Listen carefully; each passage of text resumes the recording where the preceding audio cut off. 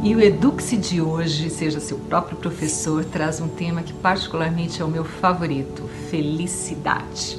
Esse tema, embora esteja muito banalizado hoje em dia e pessoas associem eles à riqueza, ser rico ou famoso, felicidade é muito mais complexo e cada um tem o seu conceito de felicidade. Só que hoje eu vou trazer uma reflexão pra gente da Universidade de Harvard, que é uma das melhores universidades do mundo, uma pesquisa que dura há 75 anos, ela ainda continua.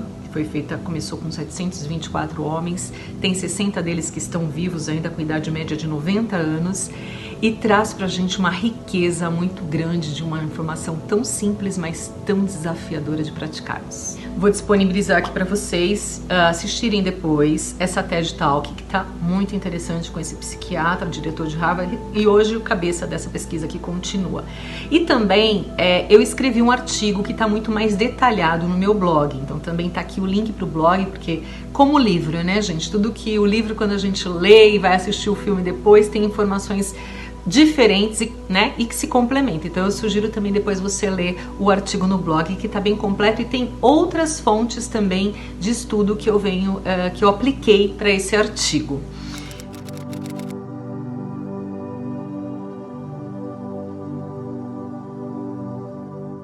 Vou fazer uma pergunta para você refletir, que é uma pergunta que parece fácil, mas não é. Não responda para você com impulso, mas sente mesmo essa pergunta.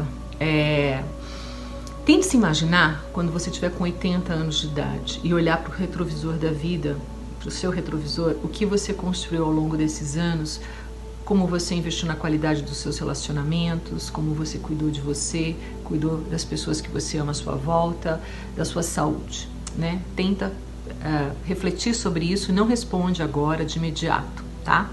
Guarda ela, porque eu vou fazer uma conexão dela depois no final desse vídeo, como eu também vou trazer para vocês como eu aplico também algumas coisas aqui para mim na prática. Vou trazer exemplos, porque eu acho que não adianta nada a gente ler um livro, a gente pegar uma pesquisa bacana e não fazer nada com isso, só ficar na empolgação, né? A gente tem que realmente fazer a lição de casa. E, enfim, a Universidade de Harvard também fez essa pesquisa com os millennials, né?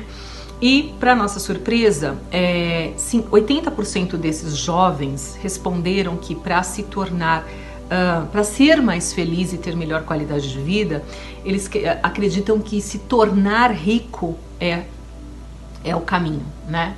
E outros 50% desses jovens acreditam que se tornar famoso vai fazê-los mais felizes e ter melhor qualidade de vida.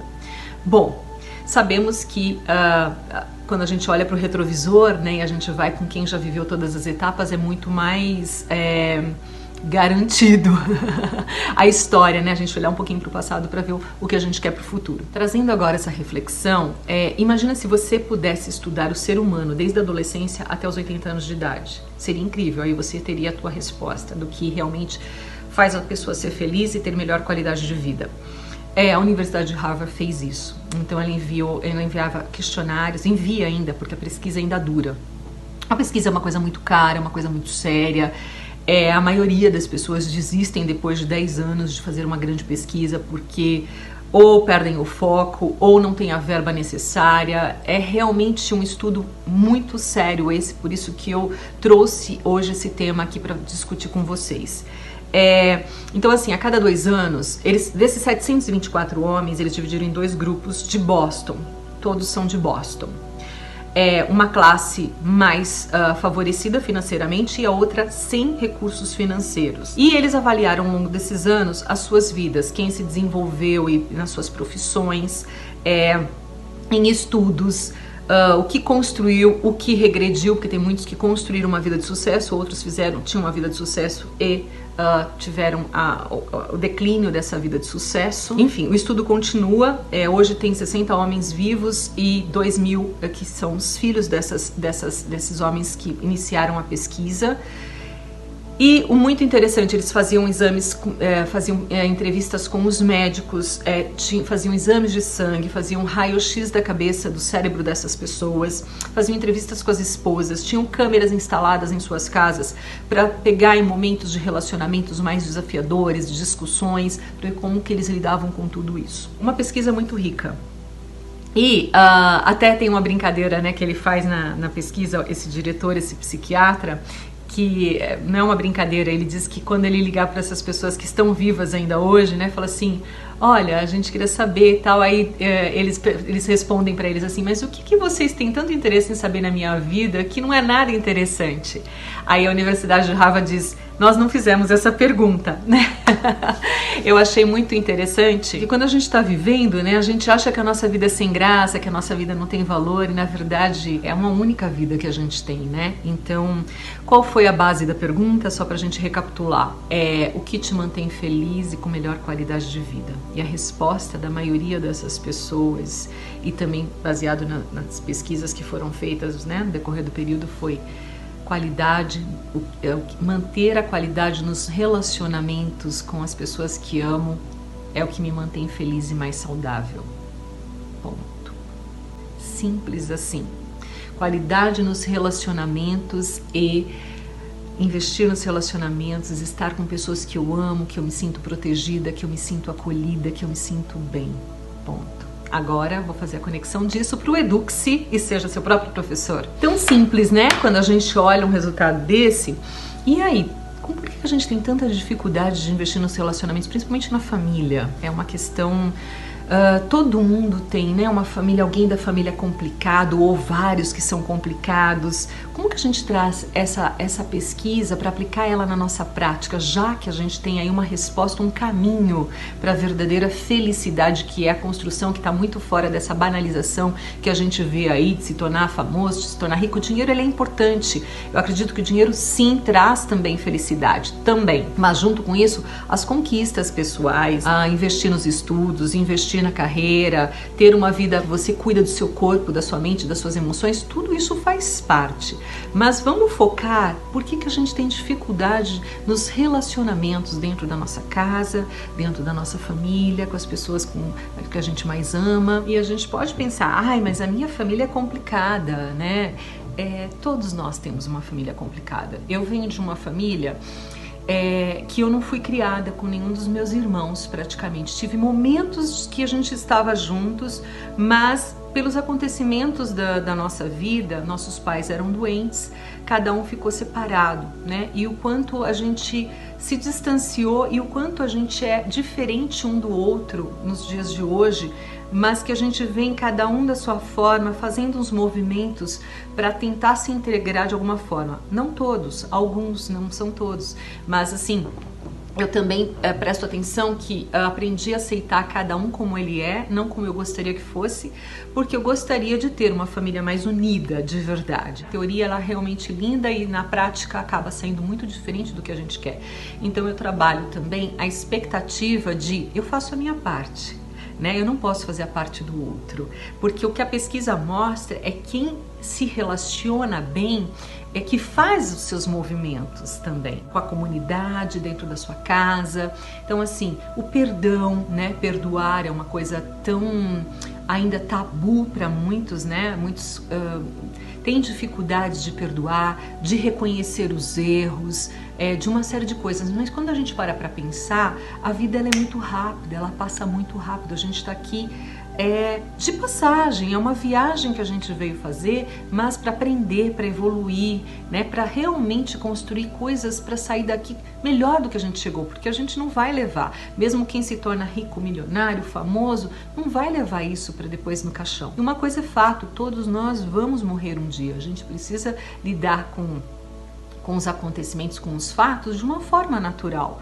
Então, como que eu pratico isso na minha vida? Por exemplo, hoje, né, eu moro aqui nos Estados Unidos, sou casada com um americano, tenho 2 enteados, uma cultura completamente diferente, com uma linguagem completamente diferente.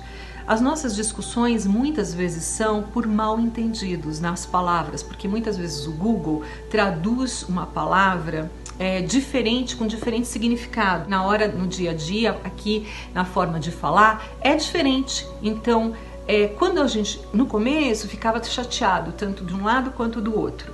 Depois eu comecei a perceber que se entrasse nisso, a gente ia criar um relacionamento, ia desgastar o relacionamento, né? Ia nos afastar. Se ficar chateado e não se expressar, não entender o que aconteceu, Quando a gente entendeu que era mal entendido, a gente combinou de esclarecer até que o outro possa entender. E por coincidência, a gente não teve mais mal entendidos nesse aspecto, né? Até então, porque pode vir a acontecer, mas a gente sabe que eu me afasto daquele momento, por que que acontece? Vamos pegar um exemplo simples, brigadeiro. Nós temos uma cultura no Brasil, de todas as festas que a gente vai tem brigadeiro. Aqui, quando eu cheguei aqui, eu achava que eles iam se apaixonar pelo brigadeiro. E a maioria dos americanos não gostam de brigadeiro. No entanto, que eu aprendi a fazer com menos açúcar, porque o nosso brigadeiro para eles é muito doce.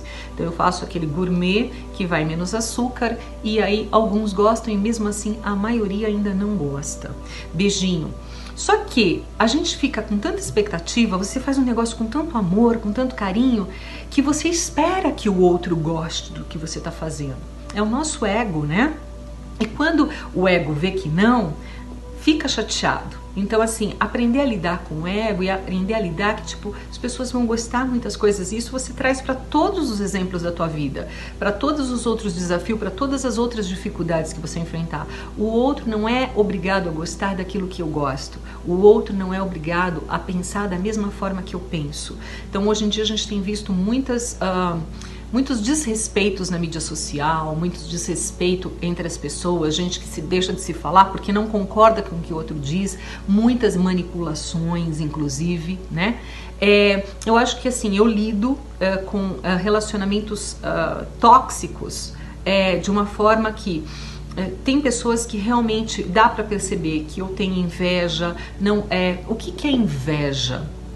A inveja é a pessoa não torcer pelas suas conquistas, pelo seu sucesso, não vibrar pela sua felicidade. Então essas pessoas realmente, eu acho que a gente tem que cortar assim, eu corto. Assim, naturalmente, é muito interessante que eu não faço nada, gente. A vida, ela sabiamente vem e impõe algumas situações no nosso dia a dia, na nossa rotina, que a gente percebe que está desequilibrando a relação e sem que eu faça nada, ela se dissolve naturalmente. É muito interessante esse processo que eu venho observando.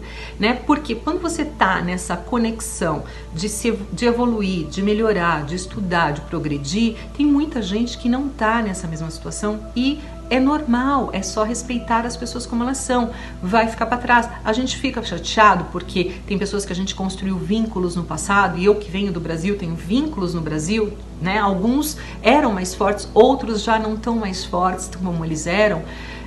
Porque foi naquele momento, em algumas situações que nós vivemos, que vai sempre ter um carinho por isso. Não é que nem relacionamento afetivo, né?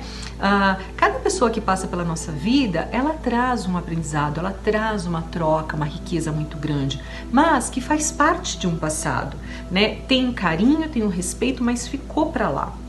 Hoje é o que eu vivo aqui, é o que eu vivo agora, e quem está nesse mesmo caminho juntos se mantém. Quem não está, vai ficar para trás. O mesmo também dentro da família, mesmo que a gente viu nessa pesquisa que é investir, eu posso fazer minha parte, a parte do outro, quando tem gente que está destoando, porque o relacionamento tóxico, ele não é só entre amigos, entre a política, não, muitas vezes está dentro da nossa família mesmo, né?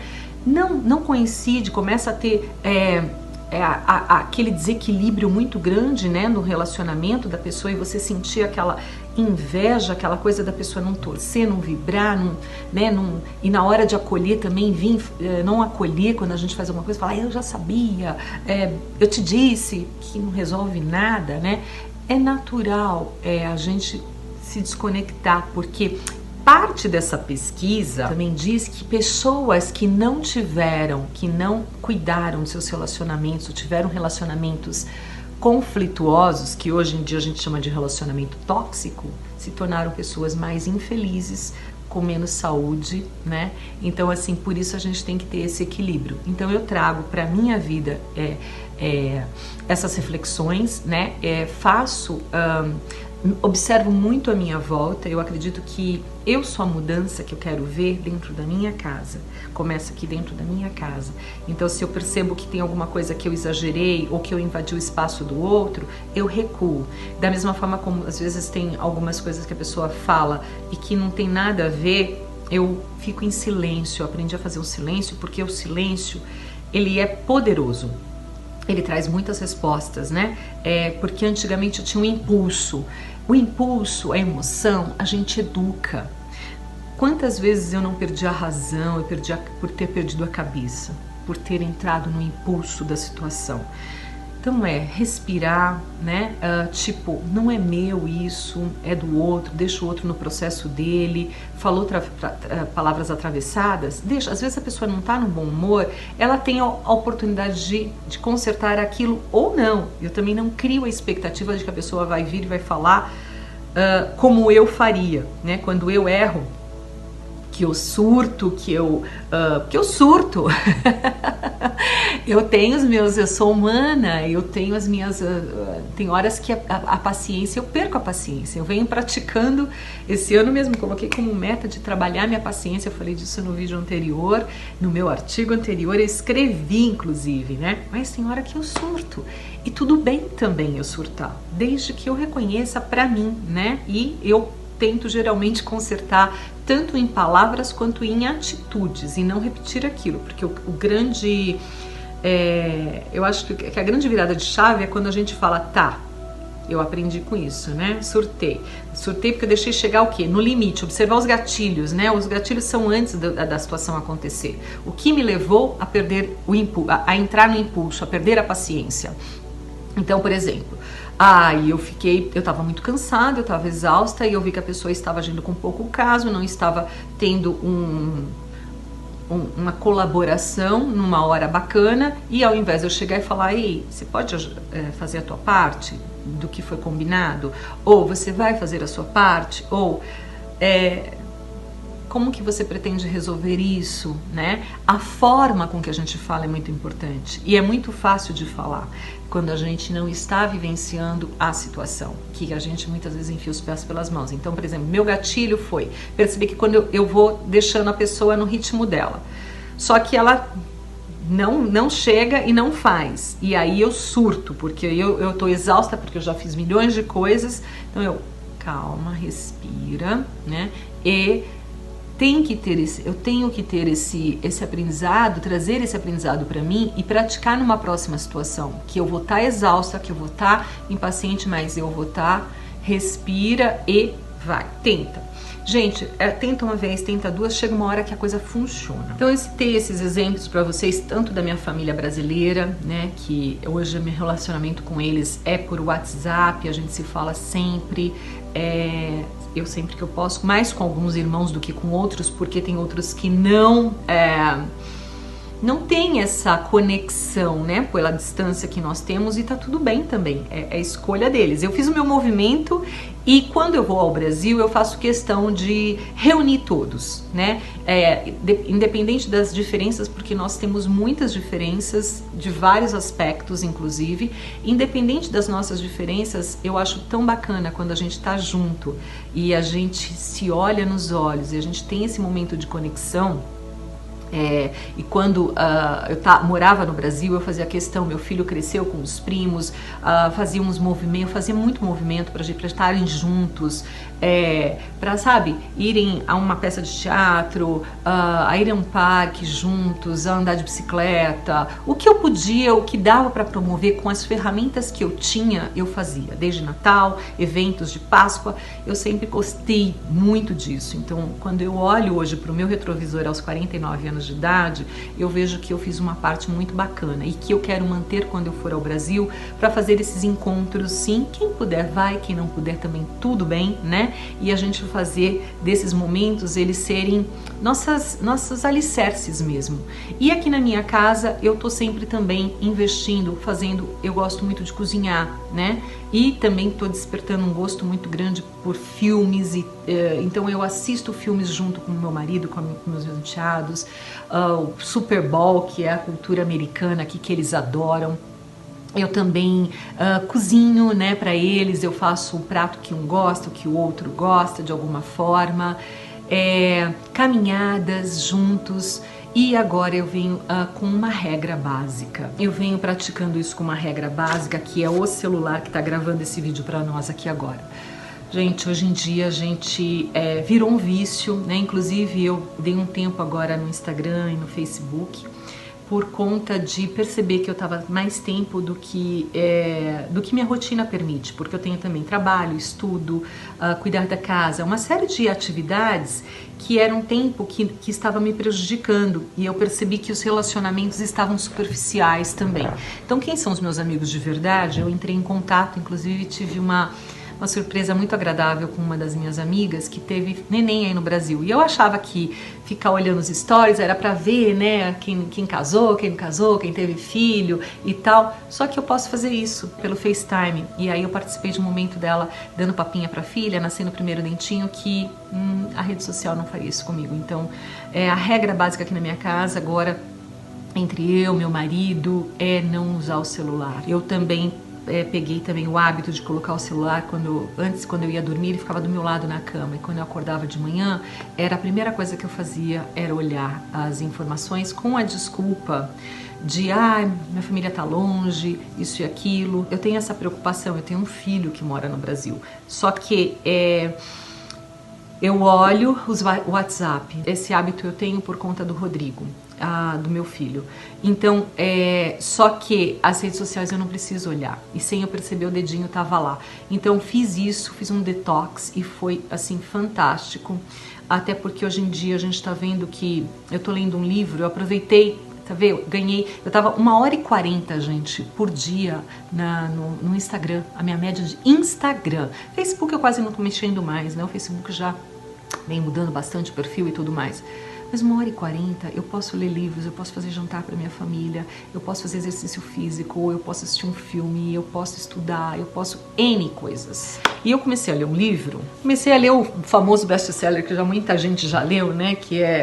Aqui é Sapiens, A Brief History of Humankind, que é Sapiens, uma breve história sobre a humanidade, que, gente, está sendo um divisor de águas na minha vida. Meu segundo livro de gente grande em inglês, que eu tô aqui ainda na primeira parte dele, né?